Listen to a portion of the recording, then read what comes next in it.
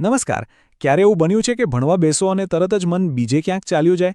વેલ, આજે આપણે એ જ સમસ્યાનો ઉકેલ શોધવાના છીએ. ચાલો જોઈએ કે મનને કેવી રીતે કાબૂમાં લાવી શકાય. આ એકદમ સામાન્ય વાત છે ખરું ને? જેવી ચોપડી ખોલી કે તરત જ જાણે મગજ પર તાળું લાગી જાય. અને આ ફિલિંગ કોઈ એકની નથી, આપણા બધાની છે. સૌથી મોટો દુશ્મન કોઈ અઘરો વિષય નથી, પણ આપણું પોતાનું મન છે, જે ભણવાની ના પાડે છે. પણ ચિંતા કરવાની કોઈ જરૂર નથી, કારણ કે આ મનને જીતવાનો એક રસ્તો છે. અને આજે આપણે જે જોઈ રહ્યા છીએ એ મુજબ આ લડાઈ જીતવા માટે એક આખી સિસ્ટમ છે. એક એવી પદ્ધતિ જેમાં 4 જોરદાર નિયમો છે, જે આપણું ધ્યાન ભટકતું અટકાવીને એને ફોકસમાં બદલી શકે છે. તો ચાલો એ નિયમોને સમજીએ. ઓકે, તો આપણો રોડમેપ કંઈક આવો રહેશે. પહેલાં આપણે સમજીશું કે ફોકસની અસલી સમસ્યા શું છે. પછી એને સોલ્વ કરવા માટે એક પછી એક 4 નિયમો જોઈશું. અને છેલ્લે એક મસ્ત 7 દિવસનો પડકાર પણ છે. ચાલો શરૂ કરીએ. તો સૌથી પહેલા ધ્યાનની સમસ્યા.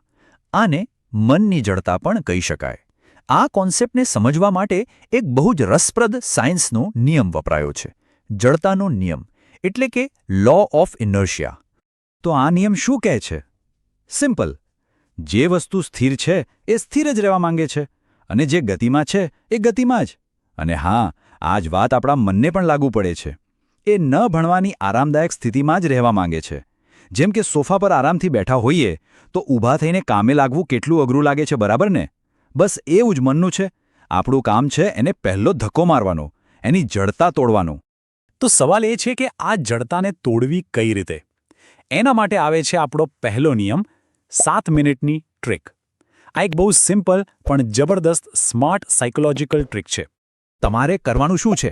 બસ તમારા મન સાથે એક ડીલ કરો. એને કહો કે જો આપણે ખાલી 7 મિનિટ માટે જ ભણીશું, પણ એ 7 મિનિટ કોઈ ડિસ્ટ્રેક્શન નહીં, કોઈ બાંધછોડ નહીં, બસ પૂરેપૂરું ફોકસ.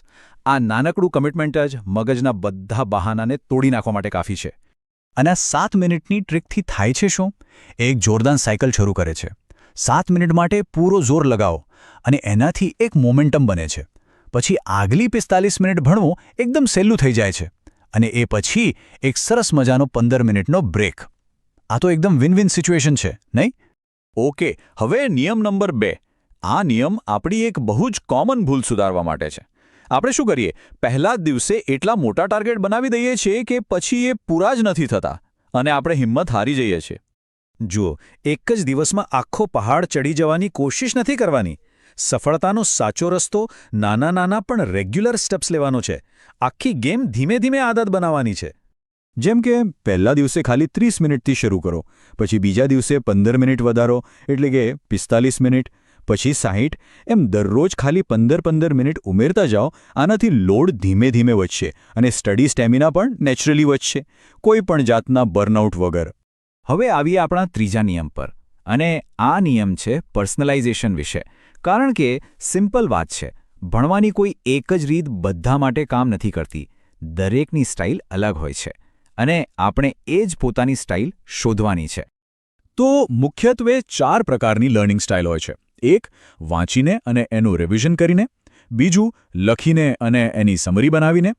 ત્રીજું, જાતે જ પોતાને ભણાવવું, મતલબ કે મોટેથી બોલીને કોન્સેપ્ટ સમજાવવું. અને ચોથું, સાંભળીને. આપણો ગોલ એ સ્ટાઇલ શોધવાનો છે જે આપણને સૌથી વધુ સૂટ થાય, જેનાથી કંટાળો પણ ના આવે અને બધું યાદ પણ રહી જાય.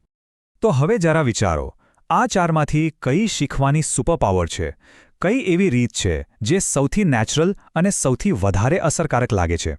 અને હવે આપણો છેલ્લો, ચોથો નિયમ. આ નિયમ છે આપણી આસપાસના માહોલને, એટલે કે આપણા સ્ટડી એન્વાયરમેન્ટને કંટ્રોલ કરવાનો. એવો માહોલ બનાવવાનો કે જે આપણા મગજને સીધું સિગ્નલ આપે કે ચાલ ભાઈ, હવે ફોકસ કરવાનો ટાઈમ થઈ ગયો. આ માટે 3 સિમ્પલ સિદ્ધાંતો છે. પહેલું, એક ફિક્સ જગ્યા રાખો.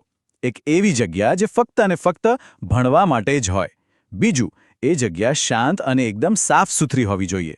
અને ત્રીજું, ત્યાં બધી જ જરૂરી વસ્તુઓ હાથવગી રાખો. આવું કરવાથી શું થશે?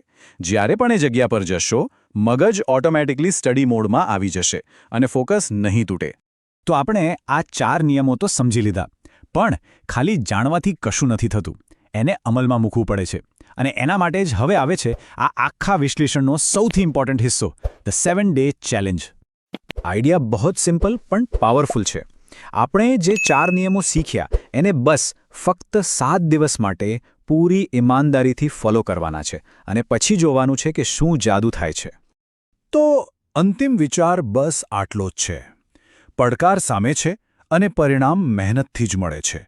સવાલ એ છે કે શું આ પડકાર સ્વીકારવા જેવો છે? શું આ આવનારા 7 દિવસ ફોકસ અને સફળતાની એક નવી શરૂઆત બની શકે છે? નિર્ણય દરેકનો પોતાનો છે.